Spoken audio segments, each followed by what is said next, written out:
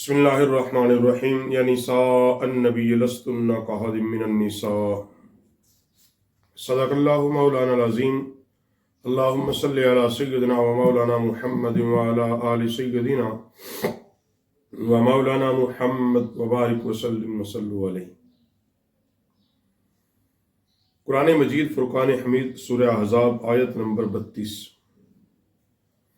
اللہ رب العالمین نے ارشاد فرمایا یا نساء النبی لستن کاحد من النساء۔ حضور سرور کائنات صلی اللہ علیہ وسلم کی ازواج مطہرات کو خطاب کرتے ہوئے فرمایا کہ اے نبی کی بیویوں،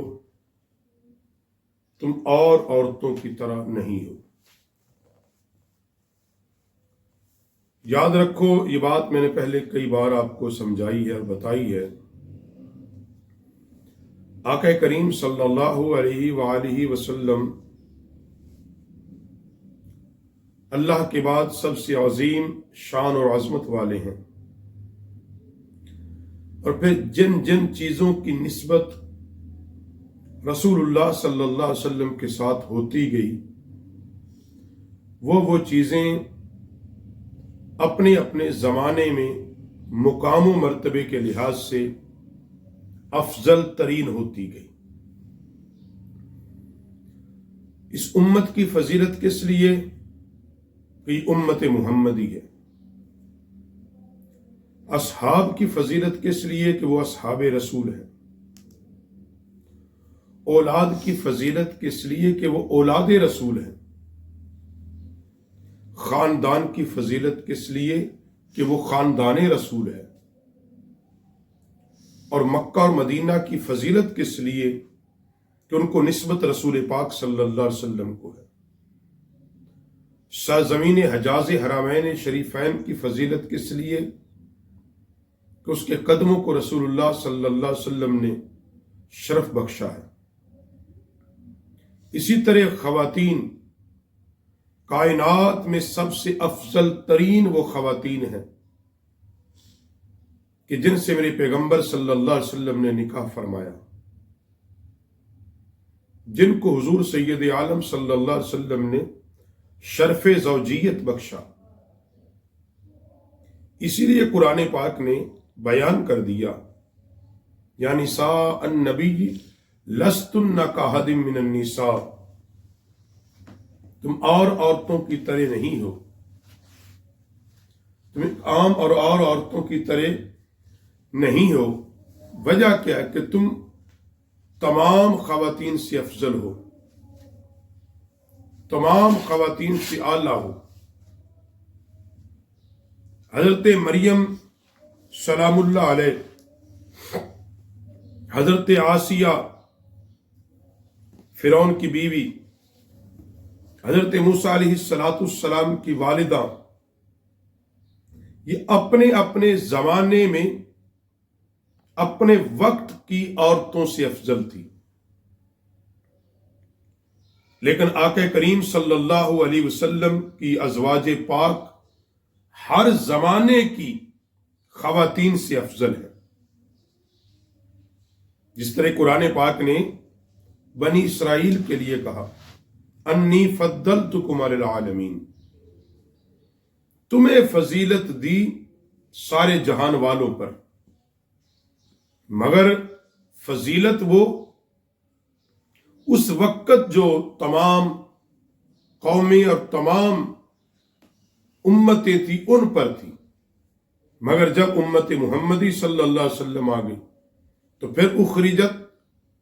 یہ جو ظاہر ہوئی ہے یہ امت خیر ہے، یہ سب سے بہتر ہے۔ اسی طرح نبی کریم صلی اللہ علیہ وسلم کی شرف نکاح میں جو آئی ہیں، حضور علیہ السلام کی زوجیت میں آئی ہیں، ان کو قرآن پاک نے بڑے واضح بیان کر دیا یا نساء النبی لستن کاحد من النساء، کہ تم اور عورتوں کی طرح نہیں ہو۔ کیونکہ تم زوجہ پیغمبر ہو۔ نبی رحمت صلی اللہ علیہ وسلم کی ازواج ہو، تمہیں یہ شرف ملا ہے۔ اور حضور علیہ الصلوۃ والسلام کی ازواج کے شرف کے ساتھ فرمایا یہ امہات المؤمنین ہے۔ یہ ساری کی ساری جو تم نے پیغمبر علیہ الصلوۃ والسلام کے نکاح میں آئی ہو، تم اس امت کی مائیں ہو، امت کی مائیں ہیں۔ ہاں، جو ازواج مطہرات ہیں ان کے مراتب علماء نے بیان کیے ہیں، مگر میرے آقا علیہ الصلوۃ والسلام کو جو محبت حضرت سیدہ خدیجہ الکبریٰ رضی اللہ تعالیٰ عنہ سے، وہ کسی دوسری زوجہ محترمہ سے نہیں تھی، کہ حضرت سیدہ خدیجہ رضی اللہ تعالیٰ عنہ کے ہوتے ہوئے نبی علیہ السلام نے دوسرا نکاح ہی نہیں کیا، اور ساری زندگی حضرت خدیجہ الکبریٰ رضی اللہ تعالیٰ عنہ کے وصال پر انوار کے بعد ان کی طرف سے قربانی کرتے رہے، حتیٰ کہ جب کوئی اچھا کھانا پکتا تو جناب خدیجہ الکبریٰ کی سہیلیوں کے گھر بھیج دیتے، اور نبی علیہ الصلوۃ والسلام آخری وقت تک خدیجہ الکبریٰ کا ذکر خیر کرتے رہے۔ حضرت اما عائشہ الصدیقہ سے بھی پیار فرماتے،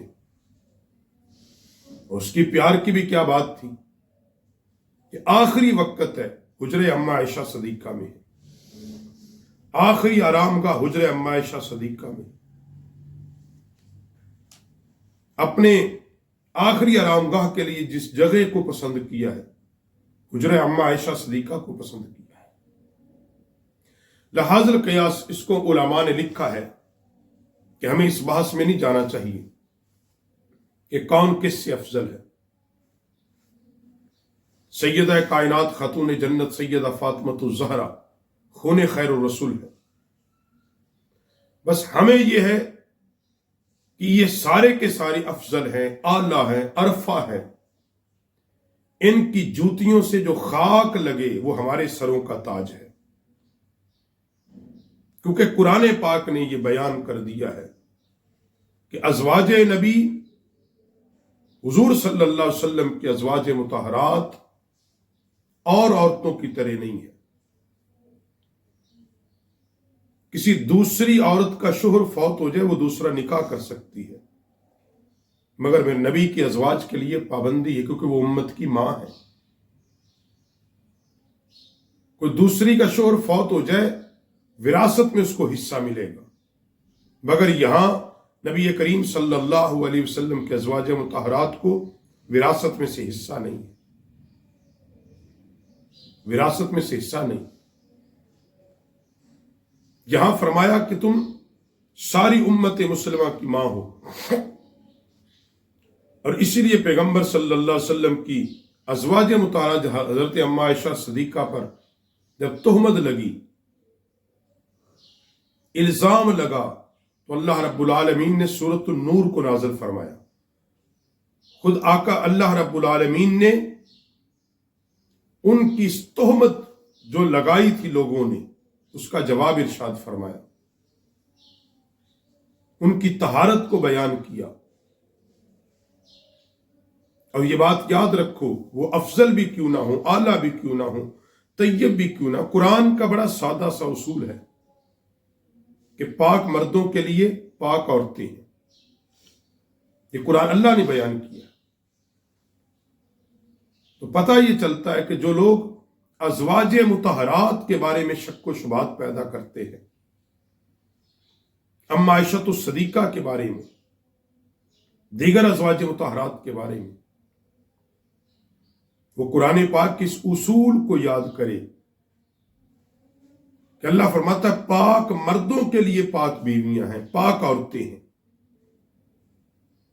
اور پوری امت کا بالاجماع یہ عقیدہ ہے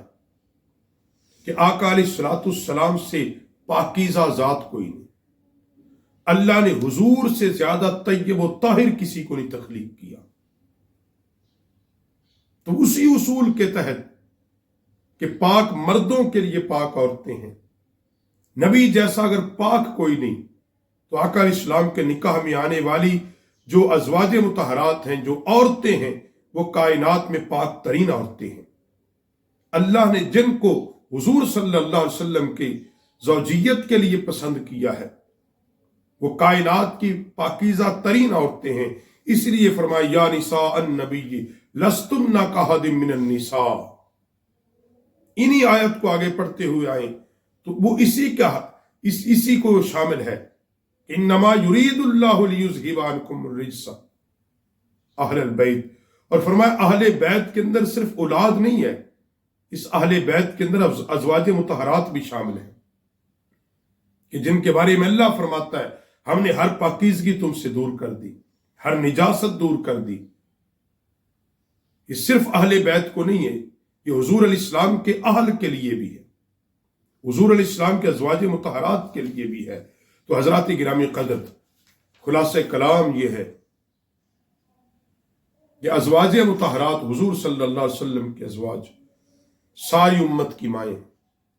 اور جو حلالی اولاد ہوتی ہے وہ کبھی ماؤں کے خلاف نہیں بولا کرتی، وہ ماؤں کی عزت کے لیے لڑا کرتی ہے۔ اور یہ عقیدہ پوری دنیا کے مسلمانوں کا کہ نبی علیہ السلام کے ازواج پوری امت کی مائیں ہیں، اور اللہ نے ہر عیب سے ان کو پاک رکھا، اور وہ اور عورتوں کی طرح نہیں، وہ اس جہان میں بھی کائنات کی ساری عورتوں سے افضل ہے، اس جہان میں بھی کائنات کی ساری عورتوں سے افضل ہوں گی، کیونکہ وہاں ان کو نبی علیہ السلام جنت میں بھی حضور صلی اللہ علیہ وسلم کی شرف زوجیت نصیب ہوگی۔